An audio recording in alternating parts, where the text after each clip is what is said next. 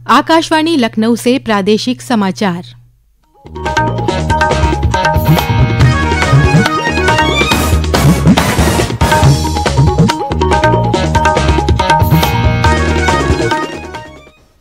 मुख्य समाचार। प्रदेश में चौथे और पांचवें चरण के लिए चुनाव प्रचार तेज। भाजपा के वरिष्ठ नेता और गृह मंत्री अमित शाह ने खीरी, कांग्रेस महासचिव प्रियंका गांधी ने रायबरेली, सपा प्रमुख अखिलेश यादव और बसपा सुप्रीमो मायावती ने हरदोई में की जनसभा।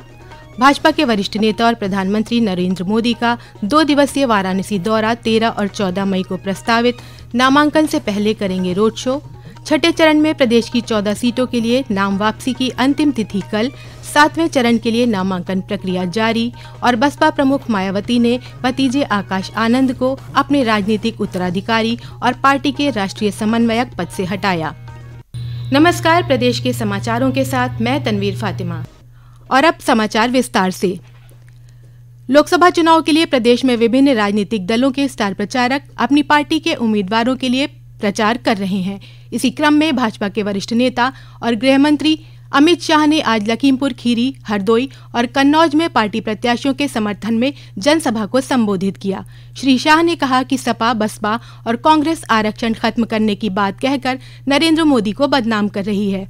उन्होंने अपील की कि वे भाजपा को वोट दें, क्योंकि ये चुनाव का न सिर्फ नरेंद्र मोदी को तीसरी बार प्रधानमंत्री बनाने के लिए है, बल्कि केंद्र सरकार की कल्याणकारी योजनाओं को जारी रखने के लिए भी है। भाजपा के वरिष्ठ नेता और मुख्यमंत्री योगी आदित्यनाथ ने आज कानपुर, एटा और शाहजहांपुर में पार्टी प्रत्याशियों के समर्थन में जनसभाएं की। श्री योगी ने कहा कि 3 चरणों के मतदान से मिले रुझानों से स्पष्ट हो गया है कि भाजपा की सरकार बन रही है और विपक्ष चारों खाने चित हो गया है। उन्होंने कहा कि विपक्ष इतना आहत है कि भारत विरोधी हरकतें करने लगा है। कांग्रेस महासचिव प्रियंका गांधी ने आज रायबरेली में चुनावी रैली को संबोधित किया। उन्होंने रायबरेली के बछरावा इलाके में प्रचार किया और छोटी मोटी जनसभाएं की। कांग्रेस महासचिव ने भाजपा पर निशाना साधते हुए कहा कि भाजपा लोगों को गुमराह कर रही है। प्रियंका गांधी ने वादा किया कि अगर उनकी पार्टी सत्ता में आई तो आशा कार्यकर्ताओं, आंगनबाड़ी कार्यकर्ताओं और मनरेगा कर्मियों की मजदूरी दोगुनी कर दी जाएगी। समाजवादी पार्टी प्रमुख अखिलेश यादव ने आज शाहजहांपुर, फर्रुखाबाद और हरदोई में पार्टी प्रत्याशियों के समर्थन में जनसभाएं की। उन्होंने भाजपा पर निशाना साधते हुए कहा कि भाजपा झूठे वादे करती है। सरकार ने उद्योगपतियों का 16 लाख करोड़ रुपए का कर्ज माफ कर दिया, लेकिन किसानों का कर्ज माफ नहीं किया।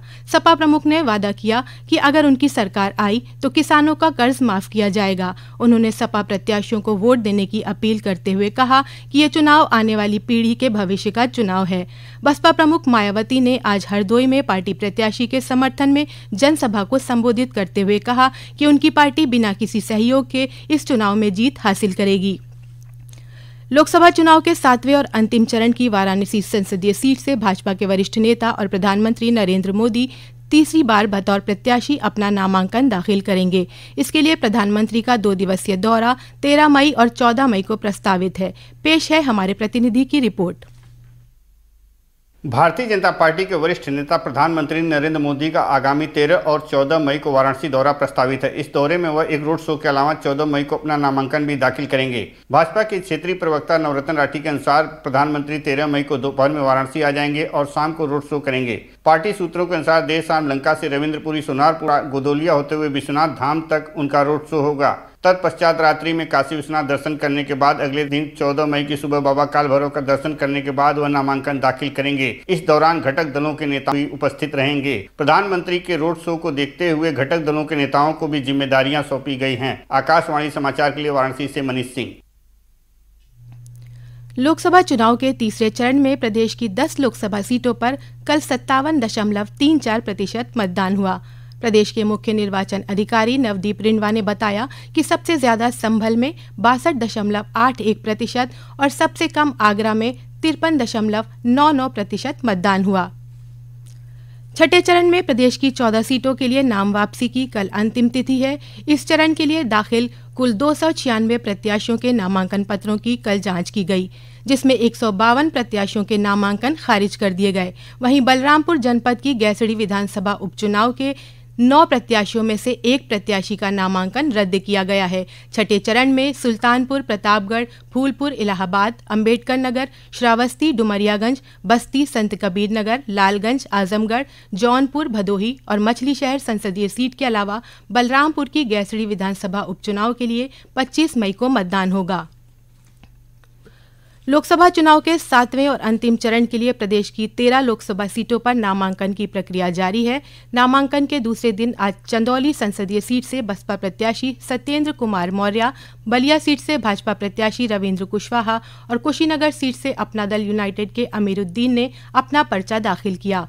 वाराणसी सीट से अपना दल कमेरावादी से गगन प्रकाश और राष्ट्रीय समाजवादी जनक्रांति पार्टी से पारसनाथ केशरी ने अपना नामांकन दाखिल किया। इसके अलावा गोरखपुर में 2, मिर्जापुर में 1 प्रत्याशी ने आज नामांकन जमा किया। इस चरण के लिए 14 मई तक नामांकन पत्र दाखिल किए जा सकेंगे।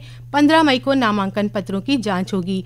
नामांकन वापसी की आखिरी तिथि 17 मई है। इस चरण में महाराजगंज, गोरखपुर, कुशीनगर, देवरिया, बांसगांव, घोसी, सलेमपुर, बलिया, गाजीपुर, चंदौली, वाराणसी, मिर्जापुर और रॉबर्ट्सगंज लोकसभा क्षेत्रों के लिए 1 जून को मतदान होगा। ये समाचार आप आकाशवाणी लखनऊ से सुन रहे हैं। ताज़ा समाचार जानने के लिए आप हमारी वेबसाइट newsonair.nic.in पर लॉगिन कर सकते हैं। लोकसभा चुनाव के चौथे चरण में उत्तर प्रदेश की 13 सीटों पर नामांकन प्रक्रिया पूरी हो चुकी है। यहां 13 मई को चुनाव होना है। इसमें खीरी की महत्वपूर्ण सीट भी शामिल है। खीरी लोकसभा सीट से लगातार 2 बार से सांसद अजय कुमार मिश्र को भाजपा ने तीसरी बार अपना प्रत्याशी बनाया है। वहीं इंडी गठबंधन से पूर्व सदर विधायक, समाजवादी पार्टी के उत्कर्ष वर्मा और बसपा से अमरोहा के रहने वाले अंशय कालरा चुनावी मैदान में हैं। इनके अलावा 8 अन्य प्रत्याशी भी चुनाव में अपनी किस्मत आजमा रहे हैं। एक रिपोर्ट।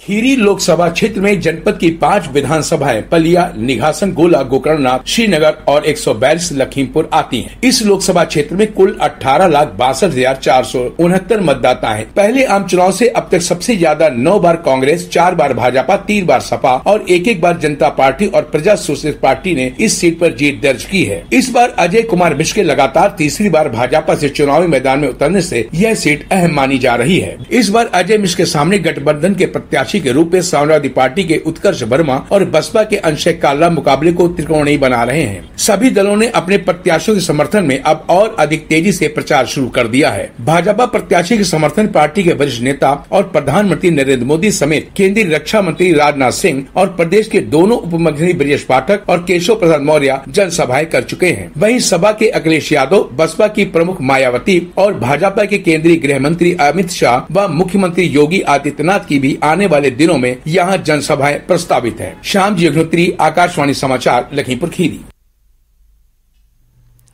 बहुजन समाज पार्टी की प्रमुख मायावती ने अपने भतीजे आकाश आनंद को राजनीतिक उत्तराधिकारी और पार्टी के राष्ट्रीय समन्वयक पद से हटा दिया है। सोशल मीडिया पोस्ट के माध्यम से मायावती ने कहा है कि मैंने पार्टी में अन्य लोगों को आगे बढ़ाने के साथ साथ आकाश आनंद को राष्ट्रीय समन्वयक और अपना उत्तराधिकारी घोषित किया था, लेकिन पार्टी और आंदोलन के व्यापक हित में उन्हें इन दोनों महत्वपूर्ण जिम्मेदारियों से तब तक के लिए अलग किया जा रहा है जब तक वो पूर्ण परिपक्वता हासिल नहीं कर लेते हैं। उन्होंने ये भी कहा कि आकाश के पिता आनंद कुमार पार्टी में अपनी जिम्मेदारियां निभाते रहेंगे। आकाश को पिछले साल दिसंबर में मायावती के उत्तराधिकारी के रूप में पदोन्नत किया गया था।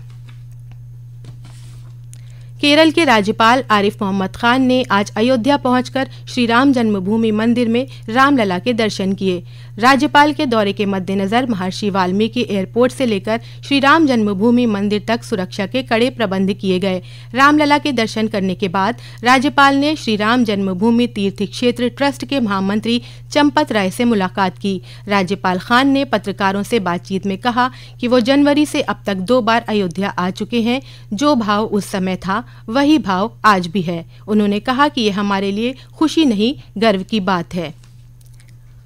और अंत में मुख्य समाचार एक बार फिर।